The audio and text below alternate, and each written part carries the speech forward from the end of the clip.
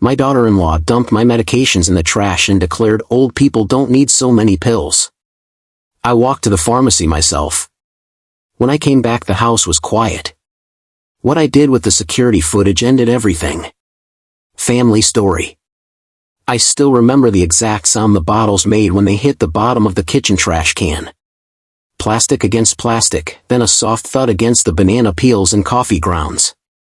I was standing in the doorway of the laundry room with a basket of towels in my arms when I heard it. My daughter-in-law, Lauren, didn't even try to hide what she was doing. She just kept talking in that bright, cheerful voice she used whenever she wanted the rest of us to believe she was being helpful. Honestly, Margaret, you're taking way too many of these. Old people don't need so many pills. Half of them are probably just making you feel worse. I set the basket down carefully so I wouldn't drop anything.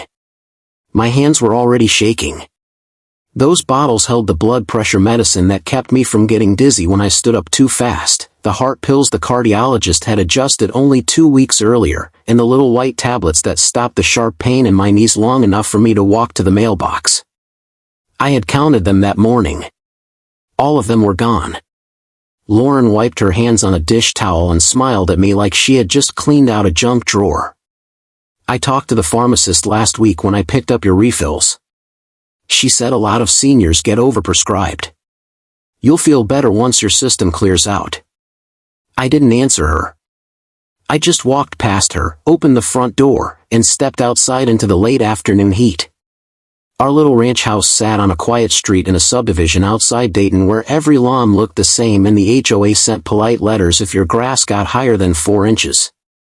The pharmacy was a little over a mile away if you cut through the side streets. I had walked it before when the car was in the shop. I could walk it again. The air smelled like cut grass and someone's charcoal grill. I kept my eyes on the sidewalk and counted the cracks the way I used to count fence posts when I was a girl. Every few steps my knees complained, but I kept moving. By the time I reached the pharmacy, the automatic doors felt like a gift.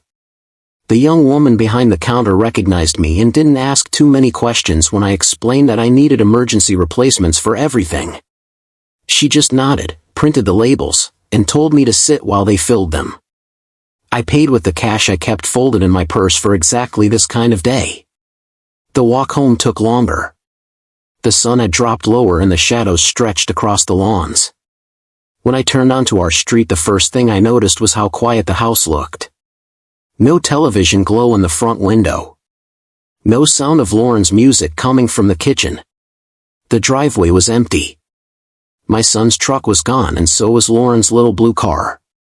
I let myself in with the key I still kept on a separate ring. The living room was neat in a way that felt deliberate. The throw pillows were lined up. The remote control sat in a perfect row on the coffee table. I set the white pharmacy bag on the kitchen counter and stood there listening. Nothing. No footsteps upstairs. No water running. Just the soft tick of the wall clock. I walked through every room. The guest bedroom where I slept still had my slippers under the bed. The master bedroom looked like someone had left in a hurry, closet doors open, a half-packed suitcase on the floor, one of Lauren's earrings on the dresser. In the bathroom, the mirror still held a faint film of her hairspray. I went back to the kitchen and sat down at the table. That was when I remembered the security cameras. My late husband had installed the system years ago after a string of break-ins in the neighborhood. 2 cameras covered the front porch and driveway. 1 covered the side door. 1 sat high in the corner of the living room, pointed toward the kitchen. I had never paid much attention to them. The app was still on the old tablet I kept in the drawer by the microwave. I opened the app and scrolled back through the afternoon. The front camera showed Lauren loading suitcases into her car around 3:30. My son, Derek, helped her with a cardboard box that looked heavy. They didn't look angry. They looked efficient. Then the living room camera picked up the earlier part of the day. I watched myself leave for the laundry room. I watched Lauren open the kitchen cabinet, take every one of my bottles, and drop them into the trash. She even shook one of them first, like she was making sure the pills were really going to stay buried under the coffee grounds. She talked while she did it. The microphone caught every word. He's never going to leave if she keeps hanging on like this. Once the meds are gone, she'll start forgetting things. Then we can talk about the house. The realtor said we could list it by October if the paperwork is clean. I sat very still and watched the recording a second time. Then a third. The tablet screen stayed bright long after the room went dark outside. I did not call anyone that night.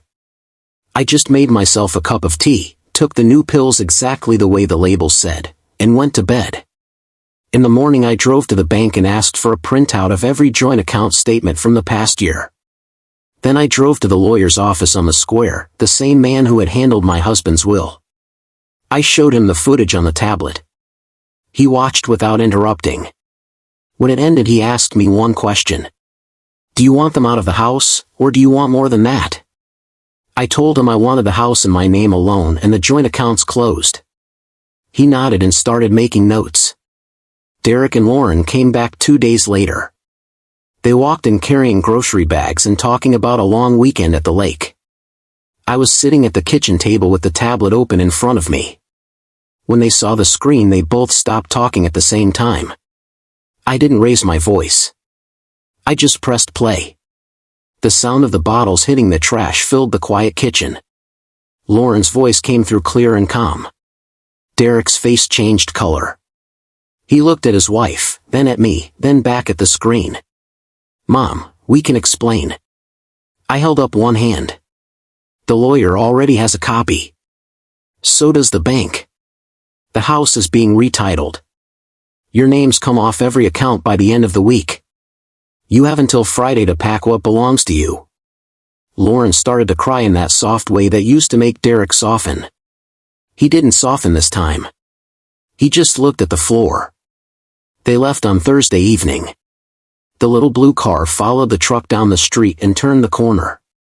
I locked the door behind them and stood for a long time in the quiet hallway. The security cameras kept recording. I left them running.